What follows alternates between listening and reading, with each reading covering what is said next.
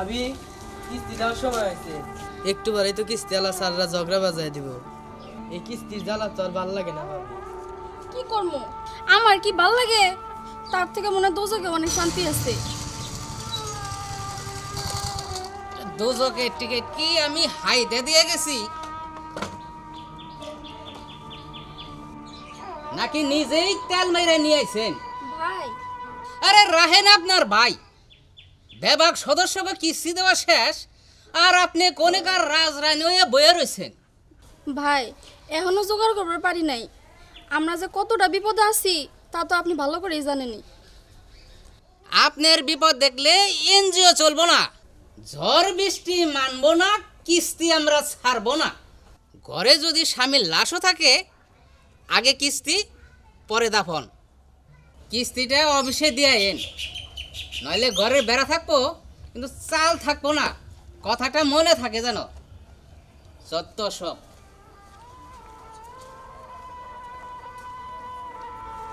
ভাবি এখন কি করবা? দেখি কারোর কাছে ধার কর্জ পাই নাকি। আর কত মানুষ এই ব্যান কর্জ দিব। বিকালবেলা হাটে যাইয়া ছাগল দুইটা বেচে আহিস। তুমি না কইছো আঙ্গ বাড়িতে ছাগলের খাবার করবা? আর খামার রে ভাই, দেখি কারোর কাছ থেকে কর্জ পাই কিনা। ভাবি ও ভাবি, কি হয়েছে বলো? আমার একটা ঠেকা চালান না। আমার কিস্তির টাকা নাই, কিস্তিওয়ালা এসে বাসার মধ্যে ঝগড়াঝাগড়ি করে গেছে। 2000 টাকা থাকলে দেন না গো ভাবি। আমি টাকা পাবো কেন? আমারও তো কিস্তি আছে। ও আচ্ছা ঠিক আছে।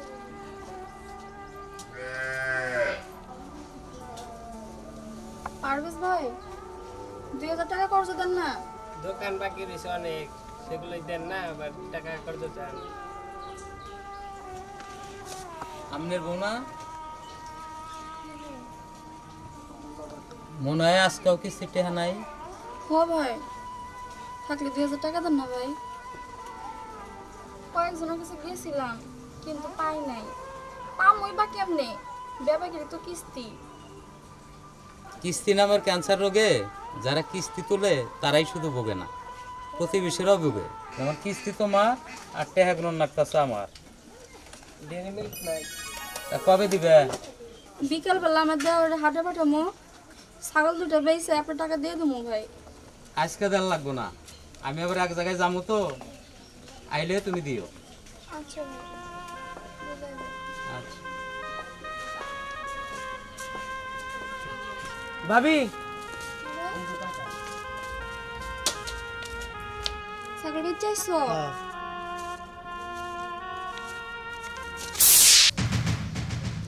1 2 3 4 5 9 10। তোমরা করো ডালে ডালে, আমি করি পাতায় পাতায়। তোমরা যে ছাগল নিয়ে হাড়ে গেছো ছাগল বেচবার, সেটা বিনেতারের টেলিফোনে আমি খবর পাইয়াছি। ভাই আপনার অনুরোধ করে কই, টেহাটা আমার দিয়া যান। টেহাটা খুব দরকার আমার। আমার দরকার মনে হয় না। সুদে আসলে 2 লাখ টাকা হয়েছে। 2 লাখ টাকা আর সুদের মধ্যে 10,000 টাকা কেবল পাইলাম, আর বাকি 90,000 টাকা কবে দিবে? আমি কইলাম আর সময় টমায় দিতে পারম না, বুঝছো? ভাই সাহেব, ওদের অবস্থা তো জানিনি, ঋণে জর্জরিত। কি কইবা কও? আমি টাকাটা দাও।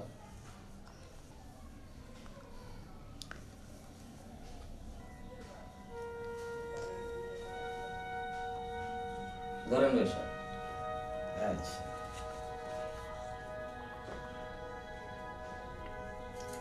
টাকা হাতে নিয়ে তো বুঝলাম 1 লাখ টাকা আছে এখানে। আমার 14 গোষ্ঠী সুদের ব্যবসা করে আসছে। টাকা হাতে আসলেই বুঝতে পারি কত টাকা এখানে। এটা তো হলো আমার লাভের টাকা, কিন্তু আমার আসল টাকাটা কোথায়?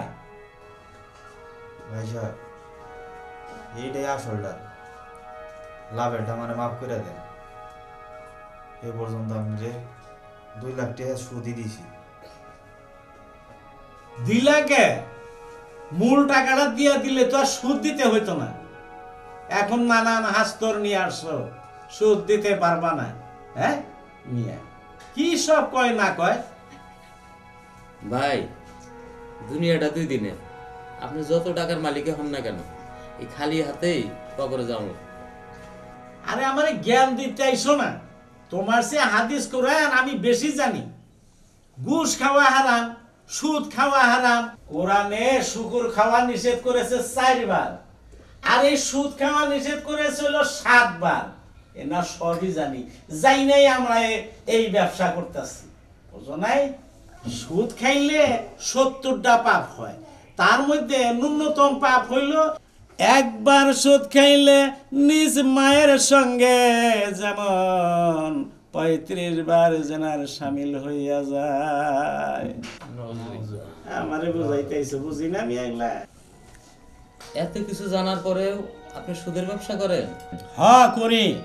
ওই হাদিস কোরআনের কথা কইয়া আমারে দুর্বল করা যাব না, বুঝছো?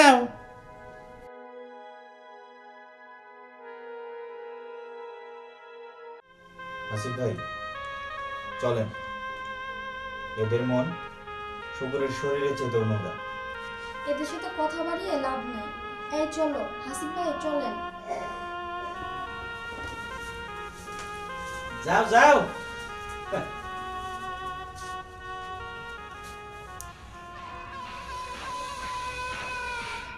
বললাম গরু বেচা ফজল চার টাকাটা দিয়া দিছ, আমার ডাকো। ভাই আমাকে কয়টা দিন সময় দেন, ব্যাপারে টাকা দিয়ে দিন। কেমনে দিবে? জমিটার দাম হইতাছে, ন্যায্য দাম হইলেই ছাইরা দিব। ন্যায্য দাম কোনো দিনই হইব না। 1 লাখ টাকা ডিসিমলের জমি 3 লাখ টাকার দাম ছাড়া ব্যাগ ধরে বয়ে রয়েছে। জমি বেচো আর কি ন সেটা নিয়ে আমার কোনো মাথা ব্যথা নাই, আমার ন্যায্যটা পাইলেই হয়। লাভের টাকা না দিবার পারলে অন্যভাবে সুদ করে দাও। কিভাবে? তোমার বউটা তো ঠিকার দিকে মাথা টাসকি খায়। জমির দাম ন্যায্য না পাইলেও এটার দাম আমি পোষিয়ে দেব না।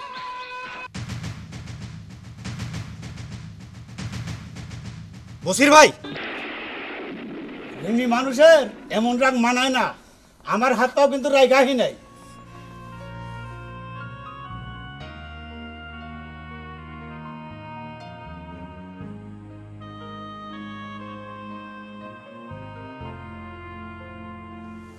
কিরে আমিন, বসির ভাই টেহাটা দেশ না কে? শুনলাম আবার নাই তার উপর রাত তুলস। বিষয়টা তার আর আমার, এর মধ্যে তুই কে? আমি কে? গাড়ির মধ্যে 2টা মারলি বুঝবি আমি কে। কই লেবো দুটা মার ক্যান্সার পড়তে খাওয়ার পরে মার টেকা দিবি ঘটনার মতো সবাই রে, নাইলে আইসা থাপ্পড় করে থাকস যা যা, টেহাটা সময় মতো দিয়ে দিস। তাহলে নেক্সট টাইম দা দেন দে।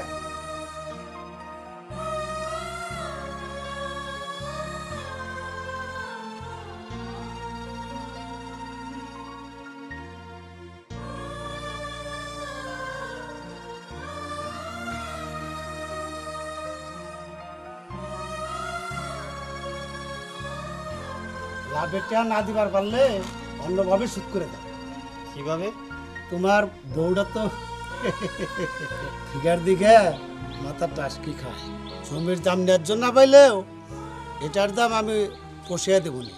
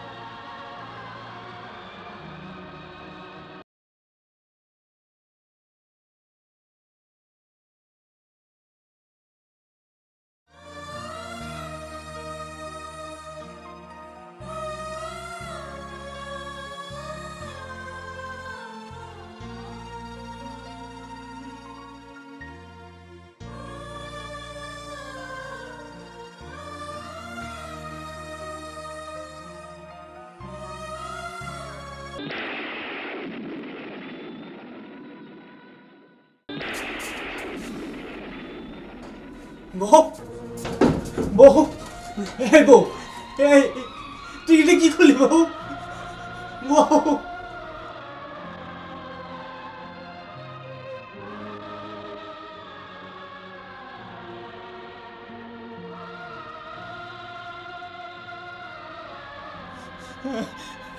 এটা তুই কি করলি বউ জীবন চলার পথে মানুষ নর্দমায় পড়তে পারে তাই বলে কেউ সেই নর্দমায় বসে থাকে না। আমিও তো সেই নর্দমা থেকে উঠে আসার চেষ্টা করছিলাম, সেই সুযোগটাও তুই দিলি না আমারে, কিন্তু তুমি তো সেই সুযোগটাও দিলে না।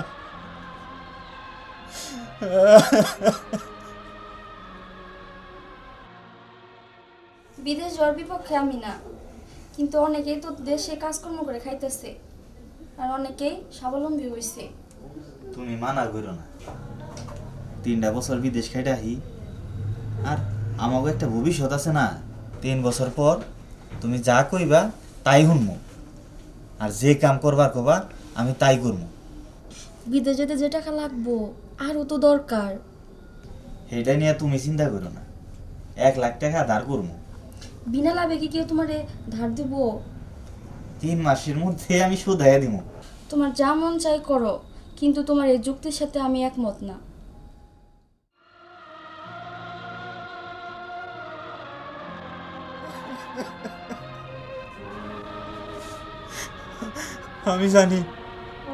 আমি জানি তুমি অনেক যন্ত্রণা, অনেক কষ্ট সহ্য করে গেছো।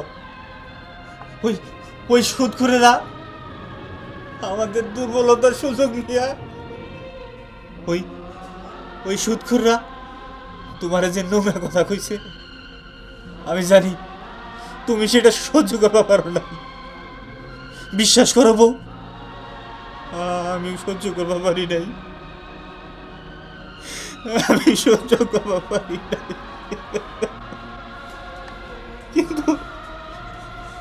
কিন্তু কি করবো রে বউ, ঋণীরা বড়ই নিরুপায়। সেদিন যদি তোর কথা শুনতাম, তাহলে আর আজকে এই অবস্থা হইতো। কিন্তু আজ আমি তা করবো না। তোমার দেখানো পথেই আমি বাইসা নিব, তোমার দেখানো পথেই আমি বাইসা নিব। আজকে আর ভুল করতেছি না, তোমার পথে বাইসা নেব, তোমার পথে বাইসা নেব।